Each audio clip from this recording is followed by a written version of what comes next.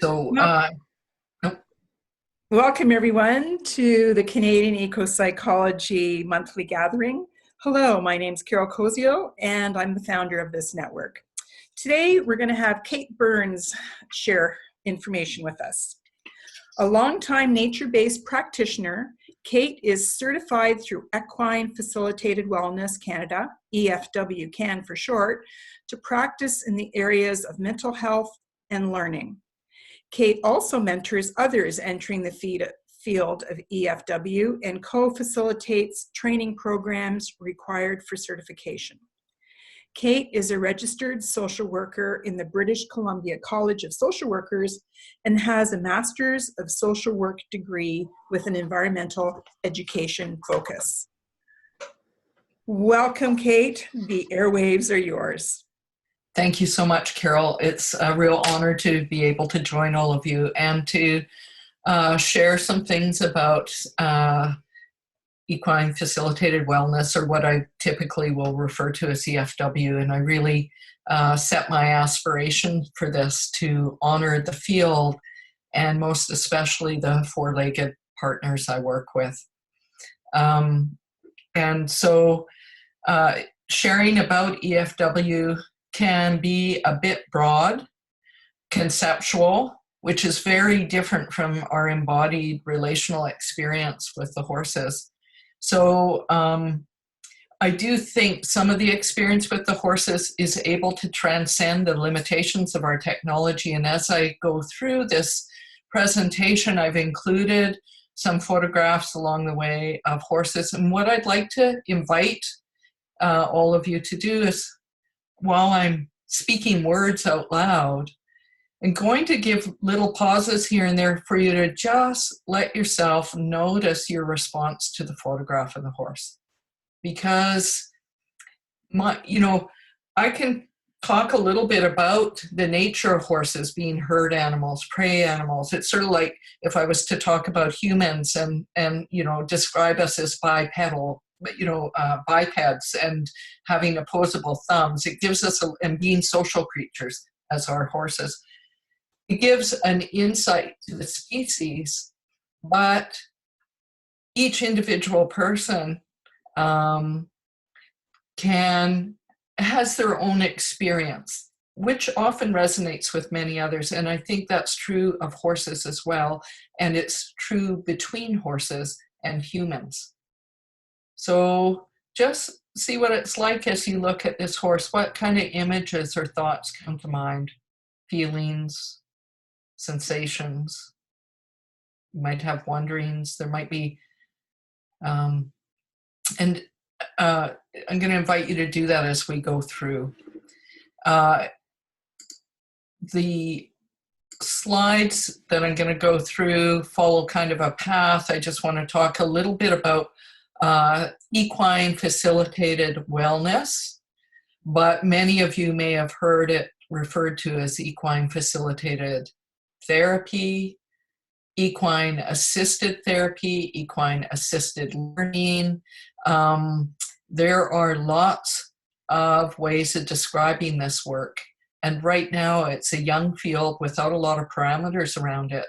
And that's one of the things I think I'd like to talk about, so that people can start to listen to the language. It will give you a clue as to how someone is working with horses and what the context is. If we get a chance, I'll talk about why horses as opposed to maybe another animal. There's lots of animal-assisted work that is, again, a field that's burgeoning right now. Why horses? And then I'd like to really link into what are the roles of the horse and of the human. What is our responsibility when we're working with horses? And how does that tie into bigger issues? Because this work seems to emerge because when we're up close with horses, they teach us things. And there's personal transformations that occur that then extend out into cultural transformations. And given where we are in our historical moment right now, learning some of the things that horses have to teach could be very beneficial for us as we move through this time. Um, the Equus caballus is the horse, the modern day horse, and it's been around for about 18 million years.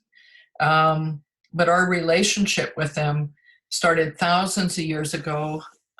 We hunted and ate them, but in about 4,000 to 6,000 years ago, the partnership between horses and humans started to change. That's when they became domesticated and really started to live together. Horses, like humans, are social animals, and we're wired to read each other's moods, desires, and emotions. So that capacity to understand beyond words and to communicate is something that really has drawn us together. There's research continues, it's very slow, but it is emergent. And as all research, it starts to confirm many things that perhaps we've known along the way. And it's also given precision and language to identify some things that we've felt but maybe have had a hard time to articulate. Some suggest that it's at the meeting of the social minds that's at the root of the horse-human relationship. One of the people who's had an important role in identifying this field and the aspects of it and the different variations of it is Leif Hallberg. She's written a couple books. But in one of her introductions, she says, I came to believe that if people could learn a nonverbal interspecies form of communication and a way of being that was based on concepts of respect, sensitivity, awareness, and compassion, and personally I'll add embodiment and present moment focus, that they might change how we treat each other in the natural world.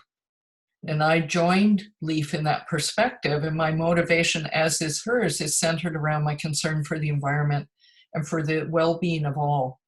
Horses and close-up contact with them, I think, open a doorway for us to step in new ways beyond what our species already practices. So the history we have with horses is checkered, to say the least. They've certainly been deeply involved in all aspects of our life, originally agriculture, possibly really being a key influence in our settling into the agricultural age. They've been deeply embedded in trade and commerce, transportation, all kinds of business, and warfare. It's a long past, and over the past century, our relationship with horses has really changed significantly. I think it's safe to say the belief is that there's only one true herd of wild horses left on the planet, and that's on Sable Island in Canada. So when we think of that, what is the need of the horse? I mean, the horse naturally moves. It will graze 18 or 20 hours out of 24. And it does that on the move. It needs food going through its system. If it does not have food for a long time, it can develop lots of internal difficulties. So, but our ability to just, if we want to support horses to be their best selves, we can't just put them out on rangeland anymore. Our world has changed. So we've worked with them for a long time. We have a responsibility. And so that's, I think, the emergence of EFW work or therapeutic work has grown out of this shift that's happened in this last century, where in 1915, there might have been 15 million horses in North America. The steam engine, the combustion engine didn't really diminish their numbers, because even with trades being shipped, that last mile between the train and where those goods had to go was conveyed by horsepower, literally. The numbers plummeted to around 2 million in around 1959-60, and now in Canada and the US, we have about 11 million horses. So I just give that kind of as a little bit of contextual background. The healing aspects in horse-human relationships have been long acknowledged way back to the Greeks. Hippocrates talks about it. We've got the legend of Chiron, that half man, half horse, who was wounded and healed himself, and that was the legend goes, the origin of the healing arts. And all through the 1400s onwards in the medical literature, you can see links being made between humans and horses to benefit, mostly to benefit humans. So that anthropocentric perspective has been constant in our history. Having said that, I would think it's safe to say there's always been people who have been very attuned to horses, very respectful and caring of them. And we have the other extreme as well, where the horse is a tool and only there for whatever reason we want them there for. And so that full spectrum has been carried through history, and unfortunately that's still present. And it can be present in this work. That's why I bring that up. And that's why language is important to listen to, because people can practice equine facilitated work or equine assisted work, both from the perspective of seeing the horse as a sentient being, as a partner that we collaborate with, that we understand, we get to know their behaviors as a species in general, and each horse's character in particular. Or the horse can be used as a tool simply because somebody wants to teach a point or provide an experience, and the horse has to show up in a particular way. So that distinction is really important. And because work is equine assisted or equine facilitated does not mean that aspect, or that anthropocentric aspect, is not present. And I think that's a really important lens to continue to explore. And even in saying that, nobody is free of that perspective. So we have to learn to weed it out of our own orientations. It's not like any of us have been brought up in a world yet where we haven't been trained in that anthropocentric orientation. So ours working with the horses helps that perception to shift and get bigger. And I think the animal assisted programs in a general way have the same challenges. How do we do this work and learn from the horses as sentient beings and partners? What do they have to teach us? Now, language is, I'm just going to talk about language for a little bit and just flip back to this. Leif Hallberg has got 2 books, and I'm just putting this out for those who are kind of more academically oriented. The first book, Walking the Way of the Horse, came out in 2008, talking about the emergent field of equine work. The clinical practice of equine assisted therapy came out 2018. It's brand new.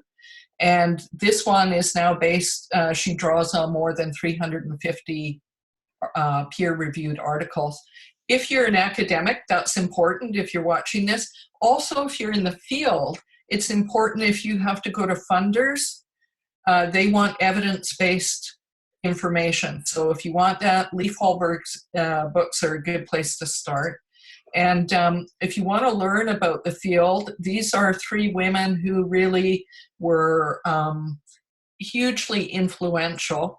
Barbara Rector is often referred to as the grandmother of this work. Linda Koenoff is well known, and I would say orients her work more to reflective practice, so more of that therapeutic aspect. Ariana Strozzi is oriented more to like experiential learning.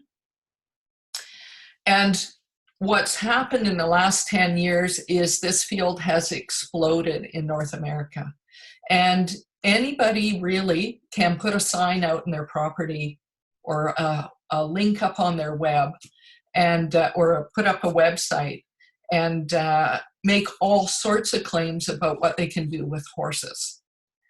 So in Canada, in the States, this has happened too. And in Canada, it became apparent we needed some parameters to discern between who might be using a horse as a tool for a money-making proposition. Whenever animals and money are involved, often animals come out on the losing end of that. So it was like how to have ethics incorporated into this work, how to ensure that the care of the horse is optimized, how do we have the horses back? Because we are the stewards, they cannot say, other than through their behavior, what works for them or what doesn't. So we need to have, be responsible in that stewardship and partnership. So not universally, but often if you hear equine assisted, it can lean to more the horse being used in a particular way to convey something. But honestly, that is no longer true because, as I showed, Leaf's book is titled Equine Assisted Therapy, but it is very much oriented towards working with a horse as a partner. Equine facilitated is language that's used generally when the horse is more central to what happens. So I am a counselor. I had to unlearn a lot of my practice because I'm very central in that work, in attuning to the client and responding and reading the cues.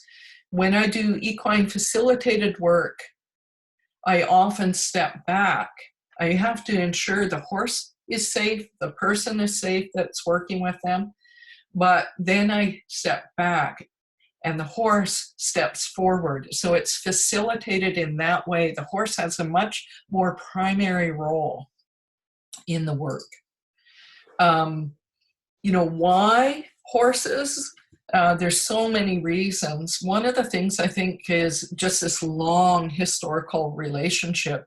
Their size is striking, although I have to say I work with a herd of minis who are much smaller and they're just as powerful and their presence is as strong and big as any of the horses that, the large horses that are on our farm. They're sensitive. You can see in this picture, the horse just tuning into this fellow that's standing there. And, ears up, oriented, they're interested. It's relaxed, but curious. And curiosity is one of the things that draws the horses in. If they're safe, feel safe enough, their natural orientation is to, what's this all about? Ears up and kind of going in, right? So the thing with horses, they don't have a prefrontal lobe like we do. They don't have that capacity to judge, oh, this is a good thing, this is a bad thing, in terms of, like this is a good emotion, this is a bad emotion. They're just like, they read what's going on for us because they have to. They're prey animals. They have to know what's happening on the inside of the animals around them. And they're congruent. If there's something, if we try to override what we're experiencing, for example, if we say feel fear because we're in the presence of this large horse, and instead of listening to that and going, oh, I need to take a step back here until I feel a little safer. If we override that and we go in like we're not afraid, for the horse, they're going to be reading that inner cue, and then we override it. That's going to be confusing with the horse. For the horse, they're not likely to stick around because it's like static on a radio. So horses are congruent. They are immediate. They mirror back to us what might be going on inside.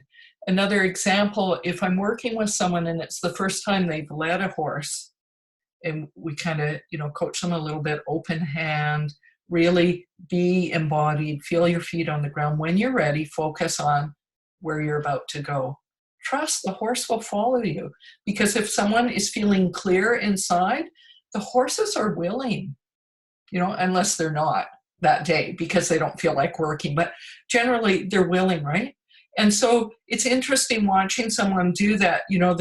They'll feel their feet, they'll be grounded, they'll take a step in the direction, and then they notice the rope isn't tight, it's loose, the horse is coming with them, and then it's like, then they get really excited and they like, oh wow, and turn around, and of course they've lost their focus. The horse stops. It's like, if you don't know where you're going, I'm not going with you. Then they collect themselves again, and it's like, okay, I'm going forward, and along comes the horse again. And then they start to realize the impact, how important it is to have clarity and know where we're going. They have the felt sense and they can feel the difference. That partnership, that attunement to the horse provides us as humans information in a way that's so accessible and we take in fully, not just in a knowledge way, a head idea conceptually. We experience it in our bodies. That's really important. In this work, the role of the horse is simply to be themselves. We are not training horses to be a particular way with people. We do work with them to be safe. We need to know we can move them around if something happens. They're flight animals. We need to make sure our clients are safe. But they are not trained to do certain things at certain times with people. We need to, where I work, we give them choice. We listen to their choice. We understand how they express it so that they know they can do that. And that way it's safe. We can listen to them, their authentic selves. They show up as willing partners. And if they don't want to work that day, we listen to it. If I go down and ask a horse, I've got the lead rope in hand, I'm in the field, I go down, and of course he sees me coming, and I'm thinking of one particular horse, and it's like, oh, you can see his head go that way, and it's like, okay, well, sometimes if I ask a family member to do the dishes, they kind of have that response too. I'll just check again. And he's like, Now, when I go that third time, I approach with the lead rope. For me, that's kind of if the horse turns and walks away, it's like, not today, and I'm not going to ask him. I'm going to look for another horse. If he turns to me and it's like, oh, okay, yeah, I know I'm standing in the field eating my favorite grass, but if you really want me to come, I'll come. And then, you've got a willing horse. And working with people in those situations and seeing that kind of dynamic and the respect and the listening, especially for folks who have had difficult interpersonal relationships or have been wounded by other people, their ability to trust another member of their own species might not be very big. So you can bet they're watching very closely on how any of us are working with the horses and seeing what that dynamic is like. That starts to convey to them something about how we are in relationship. And further, sometimes because of past experience, even that's not enough to join up and connect with another member of their own species. What happens first is they connect with the horse, because the horse is clear. What you see is what you get. They can trust it. That's just how a horse is. And by association over time, because they're coming back to see the horse, eventually the human person associated with them starts to take on some of that sense of safety. And then you can start to build a different kind of human to human relationship than maybe what they are used to or what they expect. I was thinking, Carol, when you were reading Mary Oliver's Wild Geese, the line about allowing that soft animal of our body to come forward, I think that's partly what resonates between us and horses. There's a way that it goes in very deep into that felt sense, and to remember, we start to remember our place in the family, that sense of belonging emerges, a sense of connection. Where I work, that is what the work is about, is connection. Now, the other thing is, you get to know, as you get to know the horses, you get to know their unique abilities, their personality, what they like, what they don't like, where they're likely to come forward, where they're likely to step back. So what are the roles of the human? First of all, we need to prioritize the need of the horse. So that's different from the work that I've done before, because I've always prioritized the need of the client. But what I've learned in EFW is, if I'm not looking after the horse, and if I don't have the horse's back, the safety of the client is not prioritized. So in order to have the person I'm working with, I say client because that's my orientation, but it could be whoever I'm working with, as important as they are, I have to first put the horse's well-being as the top priority.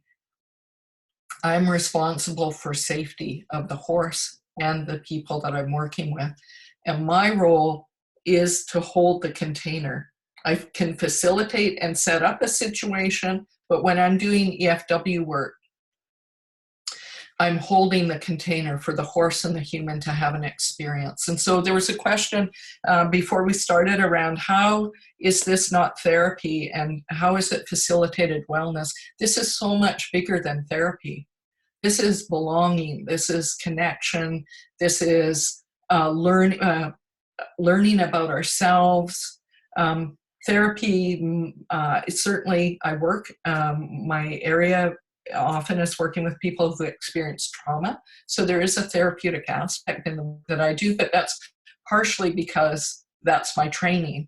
But even the horses can touch in deeply to our nervous system, and often trauma is just the nervous system fight, flight, or freeze, or collapse has entered into the nervous system. There's ways in which the horses show up, and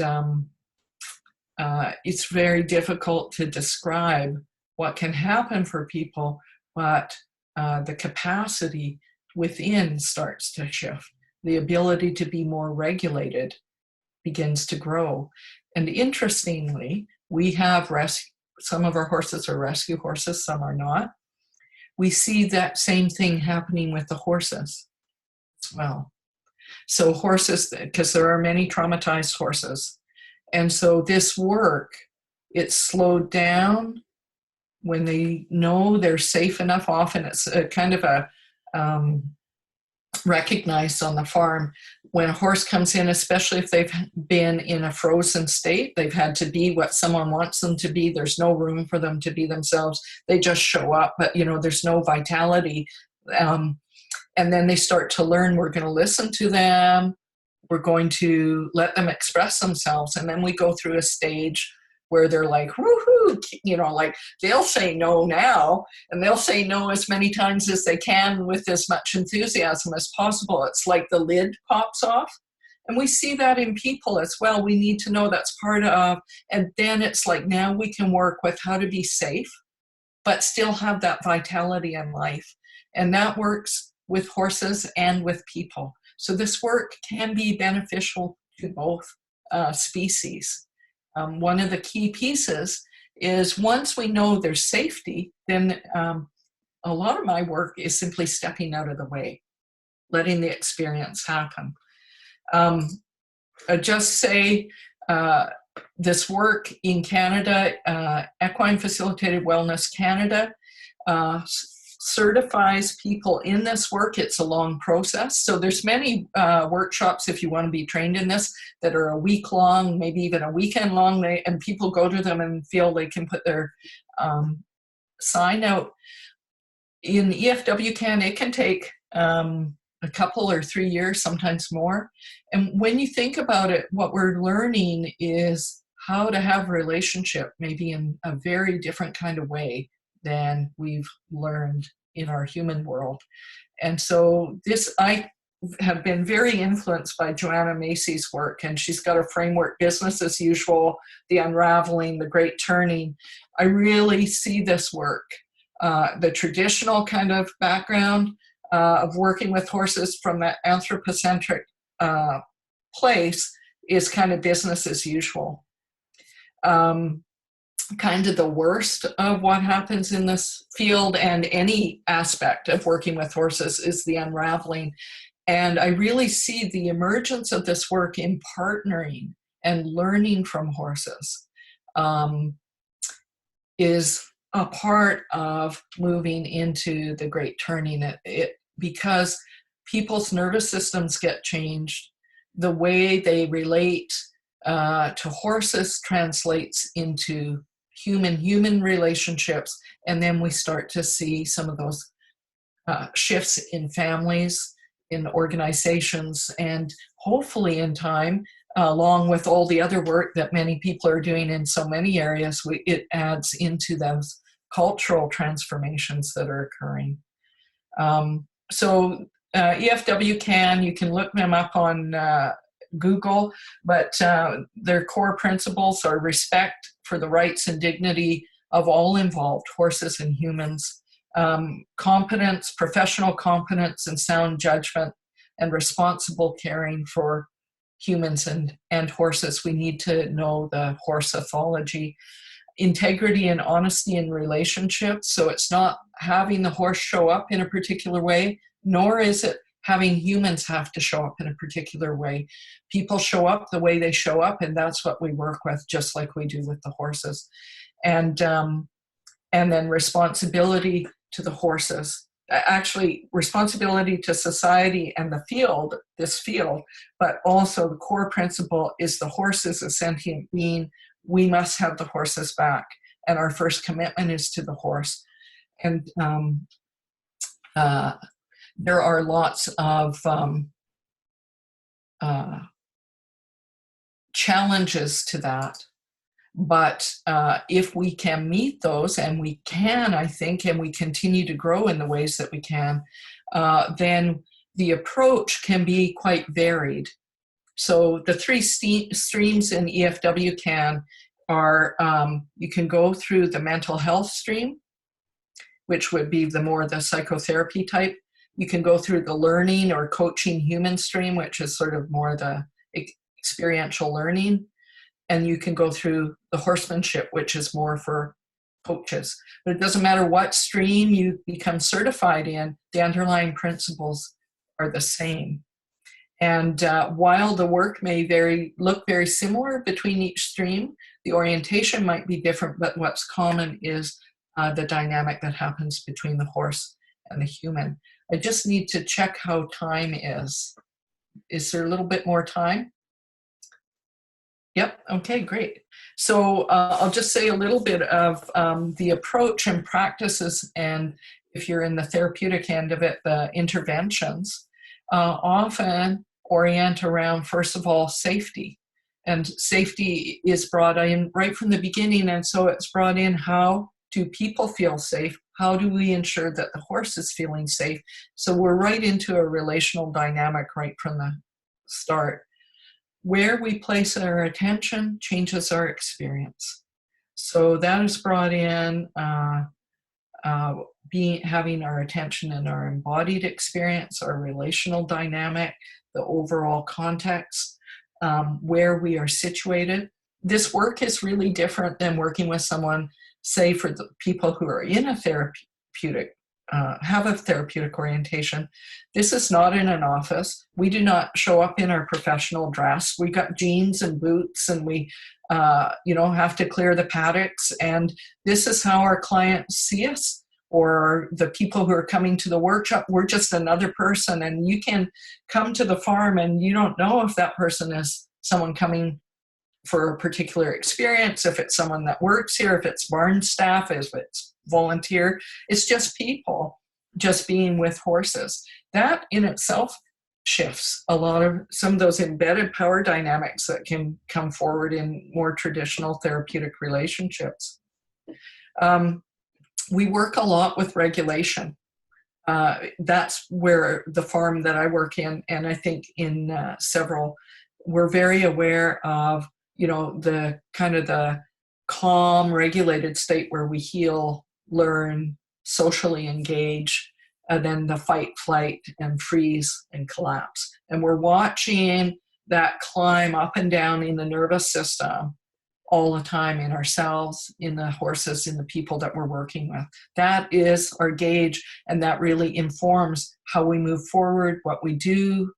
You know, we're not going to, if somebody's already coming in, which happens when they arrive at the farm, it's like, oh, I'm so excited to be here and I'm so nervous about horses. And it's like, we're not going to add things there. We're going to work with the nervous system to find that more calm, regulated place for engagement. And, but it doesn't mean we're always down here either. It's that edge where our nervous system, as before coming on today, I was a bit nervous. So my system's up a little bit, but that also brings energy forward. It's more engaging. But if I was to go way over the top, I might become, not be able to find my words, I'll lose my place. So it's like, or I go really fast and nobody can understand what I'm saying. Those are all the nervous system going up and down. It's something we share with the horses, and it gives us lots of information, and we learn to track that. And certainly in relationships in our families, with our colleagues, in meetings, in communities, and probably internationally and around big tables, would be really helpful to be tracking that. Connection and relationship underpin everything. And one of the things that the horses are really good in teaching us is the boundary dance, moving in, stepping back. Humans so often have an idea of a boundary. This is my line, you're on that side, I'm on this side. Where do you go from there? Horses, that boundary dance is dynamic, alive, changing moment to moment. You have to pay attention. You need to read the cues. You need to know when it's okay to step in and how far it's okay to step in, when to step back. The horses are doing it with each other all the time. And if we learn their language, we can start to do it with the horses. And then we start to be able to translate that with other humans, which really enhances relationship. So we explore the edges, we slow down sometimes. Sometimes we're bringing energy up and we're doing things, that depends.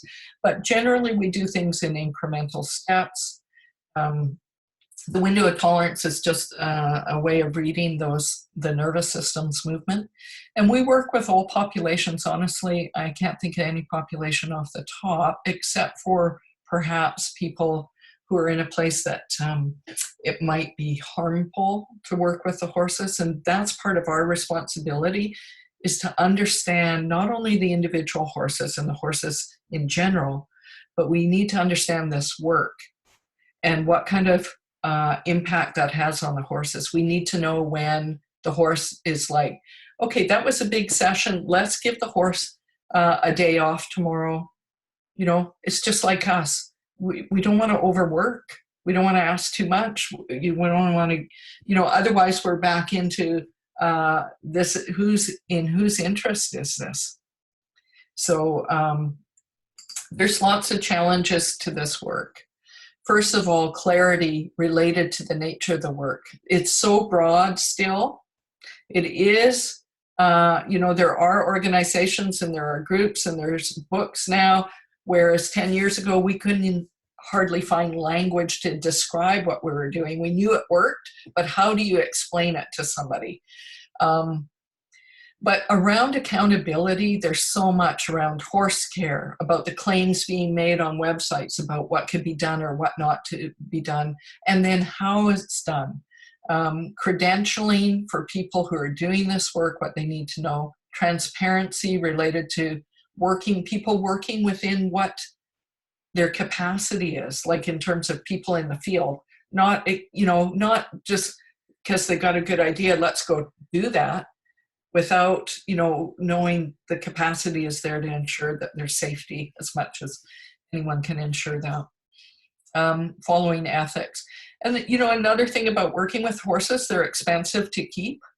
So the whole aspect of accessibility, how to do this in a way, and there are many different ways, how to do this in a way that it's not just the well-off that can have access to horses. And so in our farm, and I think it's different, everybody has to find their way through it, but we have relationships with community organizations and such. And so people who might not normally be able to have access and work with the horses have an ability to do that. But it is an expensive endeavor. And you know, it's the bigger picture. Horses are hard on the land, you know, especially if you don't have a large space. And, you know, that's one of my issues is how do we make it okay for the land? This isn't, you know, again, not just anthropocentric, but if we're just focusing on this work without that larger nature-based focus and considering what's happening to the soil, all the critters in it. And these are tough questions, and I think are only beginning to be cracked open now. We have a lot more work to do. I've already addressed the anthropocentricity of the work, and linking, the other challenge is linking what's happening right here in this moment with the, you know, having the web strings that take us back out to the bigger picture. So I think that's kind of the, this is Tuesday, it must be Belgium, overview of EFW work.